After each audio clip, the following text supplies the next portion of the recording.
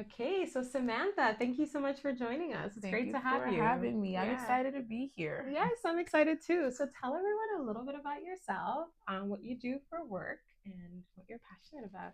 Perfect. So, my name is Samantha Odion, and I'm a social worker and psychotherapist. I work in a hospital setting, and in my line of work, I work with individuals who might be experiencing different mood and anxiety disorders, so depression, anxiety, and of course, I also support individuals who might be dealing with different life transitions, burnout, navigating day to day, and even trauma as well. Okay, that's huge. I mean, you just touched on a lot of things that I think are very, very, top of the mind Mhm. for us as a culture, as a society right now. I think people are a lot more. There's a lot more awareness about Mhm. anxiety, depression, burnout is huge, especially for working professionals. Right. Women, I think, even more, especially. So one thing I did notice, because when I was reading up on your profile, is that you do bring in like cultural sensitivity, mindfulness. You kind of just go for a more holistic approach. So talk a Mhm. little bit about that. Why is that important? Sure. That's actually a very great question because a lot of times people think, especially when it comes to therapy or when it comes to healing, it's very one-sided. So you'll go to a Mm, doctor for your physical health, but often you'll neglect your mental health. It's very important to understand that when it comes to healing, it's a very holistic approach. Our minds are always in constant communication with our bodies. And so it's important to navigate wellness from that perspective, where we understand that as it pertains to cultural sensitivity, we process things differently. The way mm, that I was brought up might differ from the way that you were brought up. There are a lot of definitely. things that come into play. And so cultural sensitivity helps to keep my work safe. It helps to keep my work at a space where I can meet the client where they are and understand that on this journey of healing, we're learning together. Mm-hmm. Also, incorporating mindfulness lets you know that your body, your mind, your soul, we talk about the body being a tripartite being, right? And so we can't just only take care of one piece and neglect the other. So when we incorporate mindfulness practices such as breathing, such as grounding, it lets us regulate our nervous system. So it helps for emotion regulation as well, Mm. which is very important when it comes to holistic healing and wellness. That's excellent. Even just like hearing you speak about that is down regulating my nervous system. I think you have a very calming voice, and I'm sure that your clients really enjoy that. So tell us a little bit about your ideal client. Like, we had somebody that was like a youth therapist, like that was Mhm. their main focus. What would you say is like your main focus in terms of the kind of clients you see? Um, for me, I believe my ideal client is the client who is ready to go on a journey of self discovery and healing. Mm, Of course, if we're talking about demographic, I always prefer 18 and above. okay, Yes, adults. yes, Yes, adult clients, yes. right? But I love the client base that is ready to embark on this journey of self discovery and healing, Mm-hmm. understanding there are a lot of things that we take into consideration when Mm-hmm. it comes to healing. Understanding that again, your background, right? The environment you grew up in, Mm-hmm. the way you process the world, the way you see the world, the messaging that you've received from a very young age shape the way that you've been brought up. It shapes Right. the way that you engage in this journey called life. And along the way you meet people, along the way, things happen that cause you to question a lot, realizing that life exists on a continuum.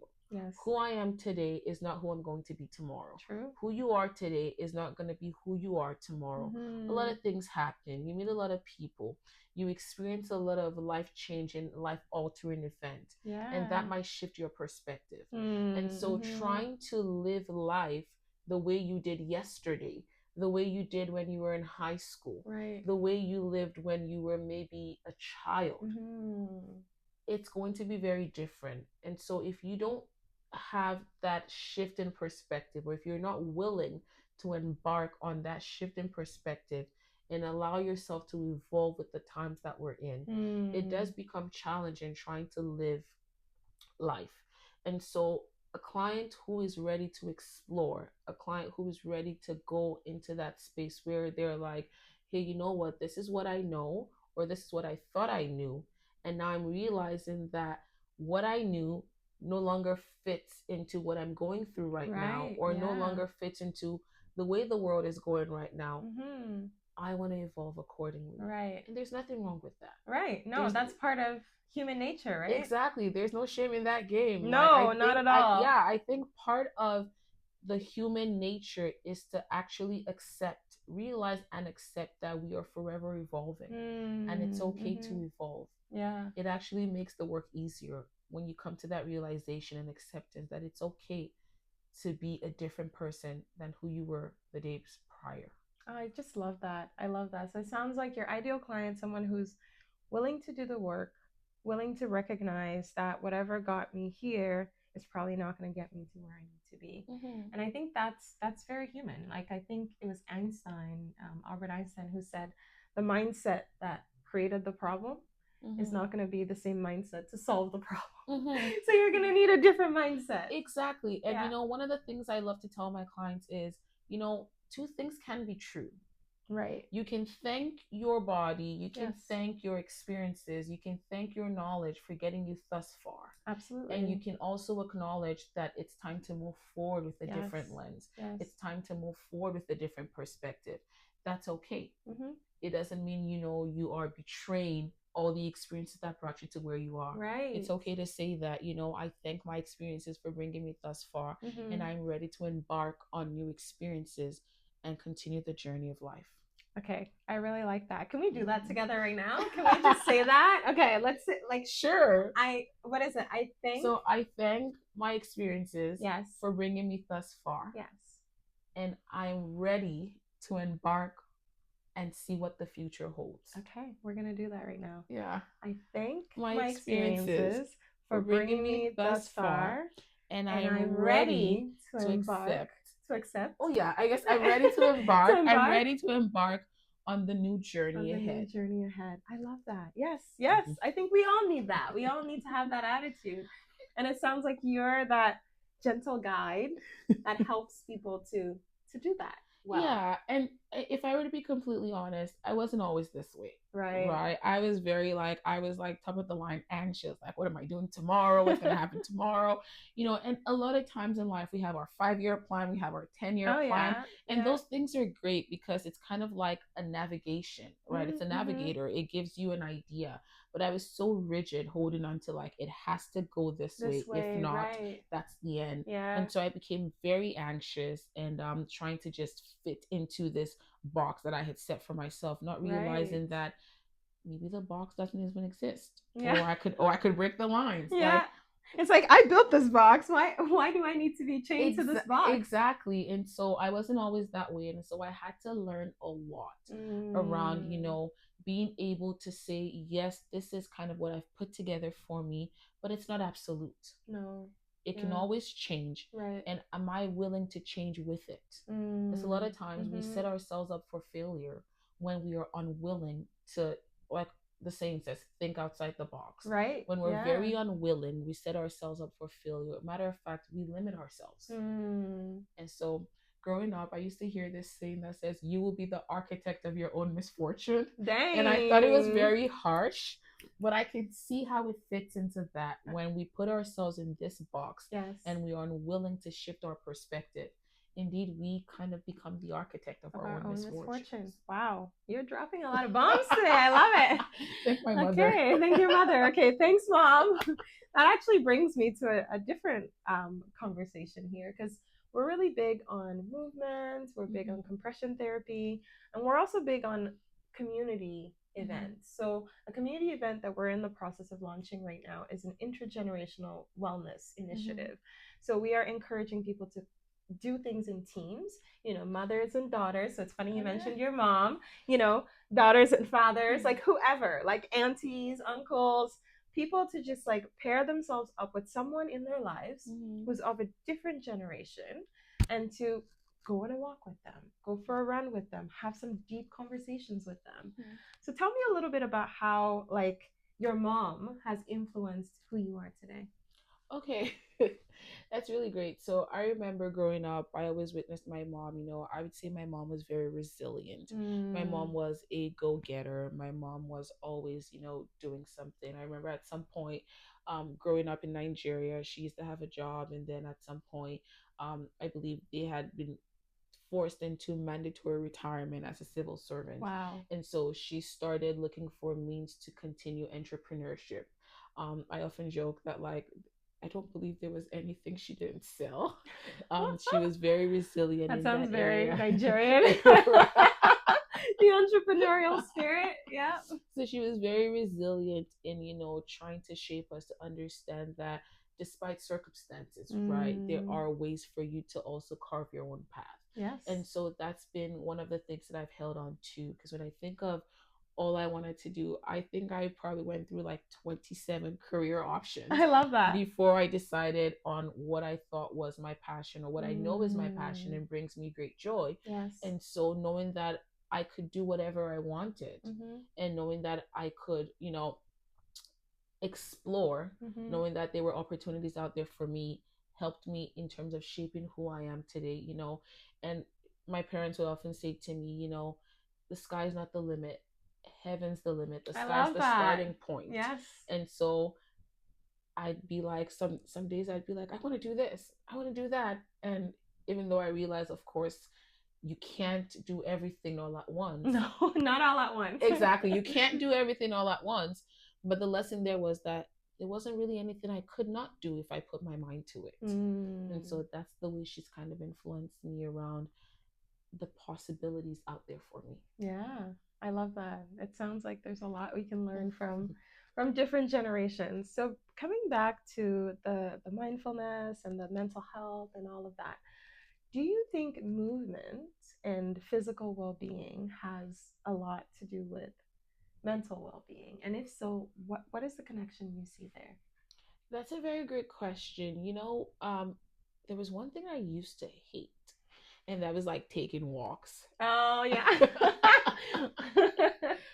I It was the bane of my existence because I'd rather just sit and watch TV and Mm-hmm. things of that nature. And I'd hear people always say nature is healing and go Mm. outside, and the things you can do outside are great, and I'm like, sure. But I have to say this. I'm a believer in walking. Movement gives you agency, Mm. right? You're sat at your desk. You are thinking, especially for those who live a desk job, or Yes. are confined to their desk.